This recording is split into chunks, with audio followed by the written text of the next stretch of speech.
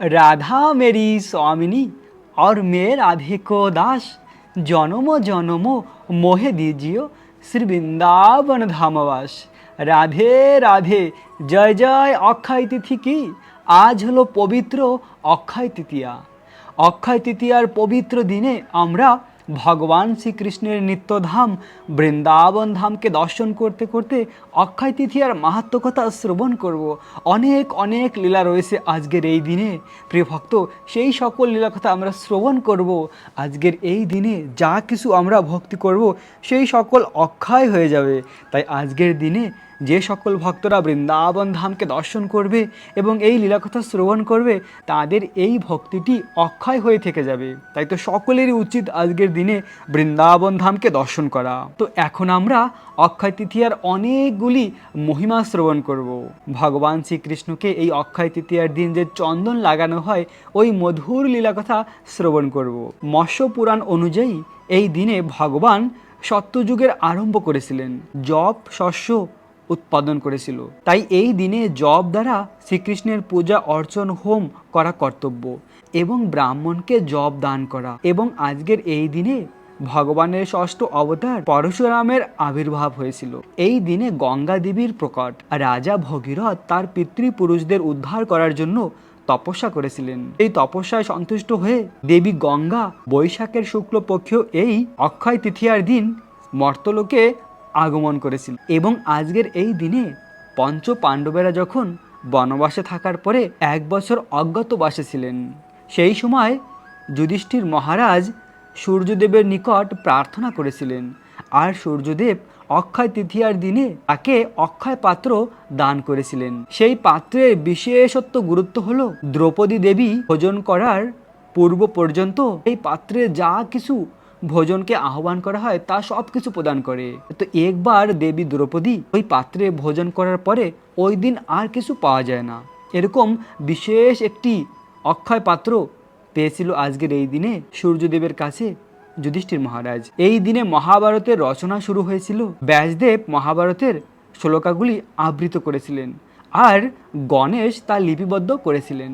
এই দিনে জগন্নাথপুরী ধামে ভগবান জগন্নাথ বলদেব সুভদ্রা মহারানীর রথযাত্রার রথ বানানোর কাজ শুরু হয়।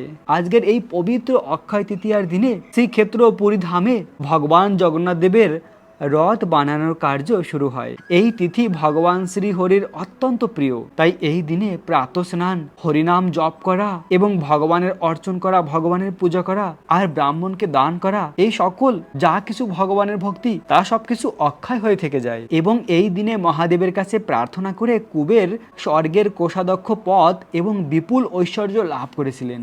এই দিনে দুঃশাসন দ্রৌপদী দেবীর বস্ত্র হরণ করার চেষ্টা করেছিল, কিন্তু ভগবান দ্রৌপদী দেবীকে রক্ষা করেছিল, অনেক কাপড় দিয়ে তাকে রক্ষা করেছিল। কেননা দ্রৌপদী দেবী ভগবানের চরণে আত্মসমর্পণ করেছিল, হে গোবিন্দ তুমি আমাকে রক্ষা করো, এখন তুমি ছাড়া আর কেউ নেই। দ্রৌপদী দেবী তার আত্মীয় স্বজন পতি সকলের কাছে সাহায্য চেয়েছিল। কেউ যখন সাহায্য করতে পারে না তখন স্বয়ং ভগবানের কাছে প্রার্থনা করেছিল, 2 হাত তুলে, হে গোবিন্দ তুমি রক্ষা করো, তুমি ছাড়া এখন আর কেউ নেই আমাকে রক্ষা করার। তাই দ্রৌপদীকে ভগবান এই দিনে রক্ষা করেছিল। একবার ভগবান শ্রীকৃষ্ণের একটু হাত কেটেছিল, তখন দ্রৌপদী দেবী তার কাপড়ের আঁচল দিয়ে ভগবানের হাত বেঁধেছিল। তো তাই তো আমরা ভগবানকে যদি অল্প কিছু দিই, ভগবান তার বিনিময়ে অসীম কিছু আমাদের দিয়ে থাকে। এটাই হলো ভগবানের মহিমা। ভগবান হলো ভক্ত বৎসল করুণাময়। ভগবানকে অল্প কিছু দেওয়ার মাধ্যমে আমরা অসীম ফল প্রাপ্ত হতে পারি। এটা হলো ভগবানের মহিমা। এবং আজকের এই দিনে ভগবানের প্রিয় সখা সুদামা তার মিত্র দ্বারকার রাজা শ্রীকৃষ্ণের সাক্ষাৎ করেছিলেন। দ্বারকায় এসেছিলেন এই দিনে ভগবান তার পাদ প্রক্ষালন করেছিলেন। ভগবান স্বয়ং ভক্তদের চরণ ধুয়েছিল এবং সেই চরণামৃত পান করেছিল। আর অবশেষে সুদামার দারিদ্রতা মোচন করেছিল ভগবান। এই দিনে হিমালয়ে গঙ্গেত্রী, যমুনাত্রী মন্দির এবং কেদারনাথ বদ্রীনাথ ধামের দ্বার উন্মোচন হয়। আমাদের সনাতন ধর্মে 4 ধাম রয়েছে মুখ্য, তার মধ্যে বদ্রীনাথ রয়েছে। আর সেই বদ্রীনাথে ভগবান বদ্রীনারায়ণের দর্শন শুরু হয় অক্ষয় তিথি থেকে। বছরের 6 মাস সেই বদ্রীনাথ বন্ধ থাকে। তো আজকের অক্ষয় তৃতীয়ার দিনে ভগবানের মন্দির খোলা হয়। এই দিনে বৃন্দাবনে রাধা বাকি বিহারীর চরণ দর্শন লাভ করা যায়। এই দিনে বৃন্দাবনে ভগবান তার সখাদের সঙ্গে মানসী গঙ্গায় নৌকা বিহার করেছিল এবং তারপরে গোপিকাদের সঙ্গে নৌকা বিহার করেছিল।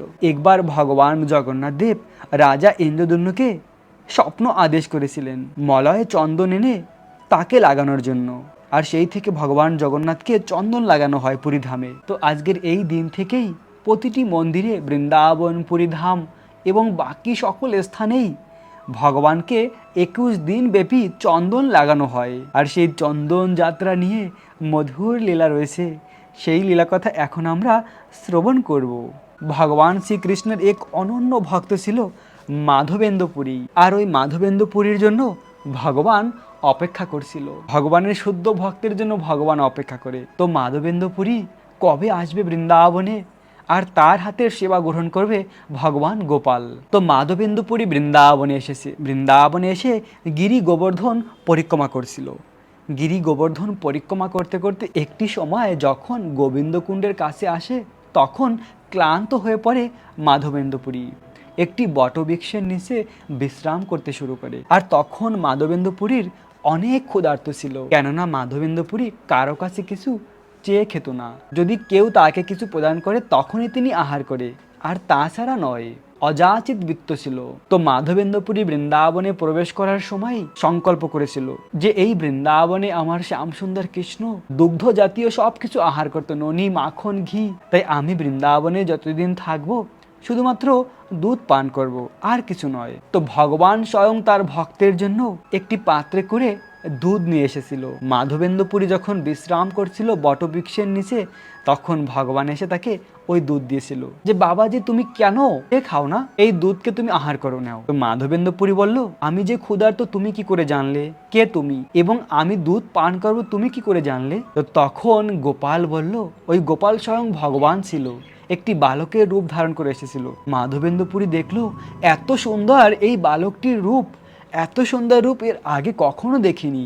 তখন ওই গোপাল কৃষ্ণ বলল, আরে এই গোবিন্দকুণ্ডে গোপিকারা জল নেওয়ার জন্য এসেছিল, তারাই বলছিল এক বাবাজি ওখানে বিশ্রাম করছে, তাই আমি এই দুধ নিয়ে এসেছি। তাছাড়াও আমার গ্রামে কেউ ক্ষুধার্ত থাকতে পারে না, তো তুমি এই দুধ ধরো, দুধ পান করো, আমি যাচ্ছি গোচরণে। তো ভগবান তাড়াতাড়ি যেতে চেয়েছিল যে এরপরে না কি প্রশ্ন করে বসে। ওই অপ্রাকৃত জগতের গোলক বৃন্দাবনের যে দুধ স্বয়ং ভগবান নিয়ে এসেছে, ওই দুধ পান করেছিল। পান করে মাধবেন্দ্র পুরী এরকম অনুভব হচ্ছিল যে এত সুস্বাদু এর আগে কখনো পান করিনি, এত সুস্বাদু দুধ হতে পারে। আসলে ওই দুধ তো এই জগতের ছিল না, প্রাকৃত জগতের ছিল। তো ওই দুধ পান করে মাধবেন্দ্র পুরী ওই বটবৃক্ষের নিচে বিশ্রাম করেছিল, ঘুমিয়ে পড়েছিল। আর তখন রাতে স্বয়ং ভগবান গোপাল যে একটু আগেই দুধ নিয়ে এসেছিল, ওই গোপাল ভগবান মাধবেন্দ্র পুরীকে স্বপ্ন দিয়েছিল, হে মাধব, আমি তোমার জন্যই অপেক্ষা করেছি যে কবে আমার মাধব আসবে, কবে আমার ভক্ত এসে আমার সেবা করবে। দেখো এই গোবিন্দকুণ্ড আর শঙ্কর্ষণ কুণ্ডের মাঝে যে বন রয়েছে, ঝাড়ি রয়েছে বনের, এই বনের মাঝে আমার বিগ্রহ রয়েছে। আমার পূজারীরা জবনদের ভয়ে আমাকে এখানে ঝাড়ির মধ্যে মাটির নিচে রেখে চলে গিয়েছে, আর এখানে আমি অতি কষ্টে রয়েছি। তো আমাকে এই মাটির মধ্যে থেকে উঠিয়ে গোবর্ধনের উপরে মন্দির বানিয়ে আমার পূজা করো, আমাকে অভিষেক করো। তো এভাবে স্বপ্ন আদেশ পেয়ে মাধবেন্দ্র পুরী যখন ঘুম থেকে উঠে, তখন মাধবেন্দ্র পুরী ব্রজবাসীদের সকলকে ডেকেছে আর স্বপ্নের সব কিছু তাদেরকে বলেছে। তো ব্রজবাসীরা সকলে এসে তখন ওই ঝাড়িকে কেটে যে স্থান ভগবান স্বপ্ন আদেশ দিয়েছিল, ওই স্থানে মাটির নিচে গোপালকে পেয়েছিল, স্বয়ং ভগবান গোপাল। আর ওই বিগ্রহ স্বয়ং ভগবানের প্রপুত্র বজ্রনাথ বানিয়েছিল। তো তখন ব্রজবাসীরা সকলে মিলে বৃন্দাবনের গোবর্ধনের উপরে মন্দির বানিয়েছিল। মন্দির বানানোর পরে ওই স্থানে ভগবানের অভিষেক হয়েছিল। অনেক অনেক প্রচুর পরিমাণে গোবিন্দকুণ্ডের জল আর দুগ্ধ দিয়ে ভগবানের অভিষেক হয়েছিল। ভগবান গোপালের অভিষেকের পরে অনেক সুন্দর ভগবানকে কাপড় পরানো হয়, ভোগ নিবেদন করা হয়।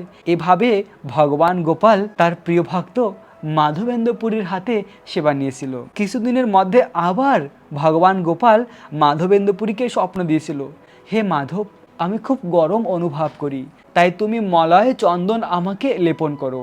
তুমি উড়িষ্যায় গিয়ে চন্দন নিয়ে আসো এবং সেই চন্দন আমাকে লেপন করো। তুমি স্বয়ং যাও চন্দন নিয়ে আসার জন্য। তো মাধবেন্দ্র পুরী একদম বৃদ্ধ অবস্থায় ছিল। এত বৃদ্ধ অবস্থায় প্রায় ১,৫০০ কিলোমিটার দূরে রয়েছে সেই উড়িষ্যা, এখানে গিয়ে কি করে চন্দন নিয়ে আসবে? কিন্তু ভগবান স্বপ্ন দিয়েছে। ভগবানের সেবার জন্য ভক্ত কতটা আকুল, ভগবানের স্বপ্ন পেয়ে একবারও চিন্তাও করেনি যে আমি কি করে অতটা দূরে যাব। আর তাছাড়াও পায়ে হেঁটে, তখনকার দিনে কোনো ব্যবস্থা ছিল না, শুধুমাত্র পায়ে হেঁটে যেতে হতো। কিন্তু ভগবান স্বপ্ন দিয়েছে, যা হবে, যদি আমার প্রাণও চলে যায় তাহলে কোনো অসুবিধা নেই, কৃষ্ণ সেবাই জীবনের সব কিছু প্রাপ্তি। মাধবেন্দ্র পুরী ছিল ভগবানের শুদ্ধ ভক্ত ছিল। আর এইদিকে গোপালের সেবার জন্য দুজন ভক্তকে রেখে গিয়েছিল, দুইজন পূজারীকে, তারা গোপালের সেবা করছিল। আর মাধবেন্দ্র পুরী যাচ্ছিল চন্দন আনার জন্য। তো এভাবে অনেক কষ্ট করে হেঁটে হেঁটে মাধবেন্দ্র পুরী পুরী পৌঁছানোর আগে একটি স্থান রয়েছে গোপীনাথ মন্দির, যে গোপীনাথ মন্দির জগন্নাথ মন্দির থেকে আগেই রয়েছে, উড়িষ্যার মধ্যেই। ওই গোপীনাথ মন্দিরে প্রবেশ করেছিল ভগবান গোপীনাথকে দর্শন করার জন্য। হেঁটে হেঁটে যেত, যেখানে রাত হতো ওখানেই থেকে যেত। তো ওই দিন পুরী যাওয়ার ঠিক একদিন আগে গোপীনাথ মন্দিরে মাধবেন্দ্র পুরী প্রবেশ করেছে। ওখানে গিয়ে গোপীনাথকে দর্শন করেছে, কত সুন্দর গোপীনাথ, এবং পূজারীদের কাছে সব কিছু জেনেছে যে কী করে এখানে সেবা পূজা হয়, কি কি ভগবানকে ভোগ লাগানো হয়। কেন না, সব কিছু জেনে বৃন্দাবনে গিয়ে তার গোপালকে সেইভাবে ভোগ নিবেদন করবে, সেইভাবে সেবা পূজা করবে। তো তখন ওখানকার ভক্তরা বলছিল এখানে গোপীনাথকে অমৃতকেলি ভোগ লাগানো হয়, প্রতিদিন রাতে গোপীনাথকে অমৃতকেলি ভোগ লাগানো হয়।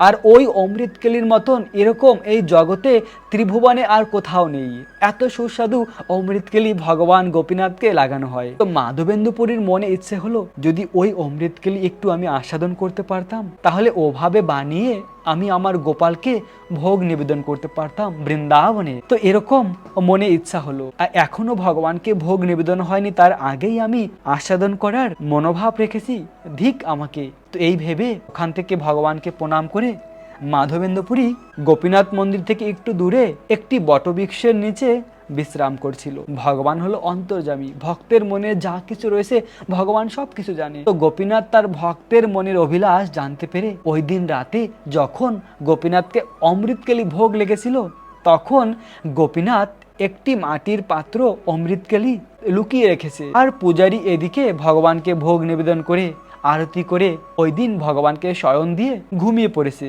মাঝ রাতে ভগবান গোপীনাথ পূজারীকে স্বপ্ন দিয়েছে, ওঠো ওঠো, দেখো আমার বিগ্রহের পিছনে আমি একটি অমৃতকেলি লুকিয়ে রেখেছি আমার ভক্তের জন্য, মাধবেন্দ্র পুরীর জন্য। ওই অমৃতকেলি তুমি মাধবেন্দ্র পুরীকে দিয়ে দাও। তো পূজারী উঠে স্নান করে ভগবানের মন্দিরের পিছনে গিয়ে যেরকম স্বপ্ন তেমনটি পূজারী দেখেছে, সেই অমৃতকেলি ভগবান লুকিয়ে রেখেছে।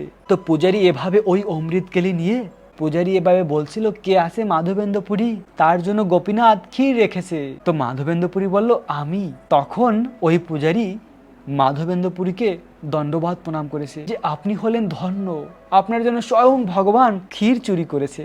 তখন ওই পূজারী মাধবেন্দ্র পুরীকে ওই ক্ষীর দিয়েছিল আর তাকে প্রণাম করে পূজারী চলে গিয়েছে। আর তখন মাধবেন্দ্র পুরী ওই ক্ষীর আস্বাদন করেছিল। ভগবান যে নিজে স্বয়ং তার ভক্তের জন্য চুরি করে রেখেছিল, সেই ক্ষীর আস্বাদন করেছিল মাধবেন্দ্র পুরী। আর ক্ষীর খাওয়ার পরে যে মাটির পাত্র ছিল, ওই মাটির পাত্র তার কাপড়ে বেঁধে রেখে দিয়েছিল, ভেঙে কাপড়ে বেঁধে রেখেছিল। প্রতিদিন একটু করে ওই মাটি খেত যে মাটিতে ক্ষীর ছিল, আর ওটা খাওয়ার পরে কৃষ্ণ প্রেম উদিত হতো, কেননা স্বয়ং ভগবান রেখেছে। তাই তো ভগবানের প্রসাদ আমাদের কতটা ভক্তি সহকারে পাওয়া উচিত, একটু প্রসাদও যেন নষ্ট না হয়, কেননা স্বয়ং ভগবান পেয়েছে। মাধবেন্দ্র পুরীর মাধ্যমে সেই শিক্ষা আমরা পাই। ক্ষীর আস্বাদন করার পরে মাটির পাত্রটাও রেখে দিয়েছে, একটু একটু করে প্রতিদিন ওই মাটির পাত্র খেত, আর ওই মাটি আস্বাদন করার সঙ্গে সঙ্গে কৃষ্ণ প্রেম উদিত হতো। এরকম মধুর লীলা রয়েছে। তো এর আগে শুধু গোপীনাথ মন্দির নামে প্রসিদ্ধ ছিল, কিন্তু যখন ভক্তের জন্য গোপীনাথ ক্ষীর চুরি করেছে, সেই থেকে ওই মন্দিরের নাম হয়েছে ক্ষীরচোরা গোপীনাথ। যদি কেউ আমাদের চোর বলে আমাদের ভালো লাগবে, কিন্তু ভগবানের ভালো লাগে। কেন? ভগবান তার ভক্তের জন্য ক্ষীর চুরি করেছে। আর আজও ওই মন্দিরের নাম ক্ষীরচোরা গোপীনাথ মন্দির, জগৎ প্রসিদ্ধ ক্ষীরচোরা গোপীনাথ। আর মাধবেন্দ্রপুরী মনে মনে চিন্তা করলো, আমার জন্য ভগবান ক্ষীর চুরি করেছে।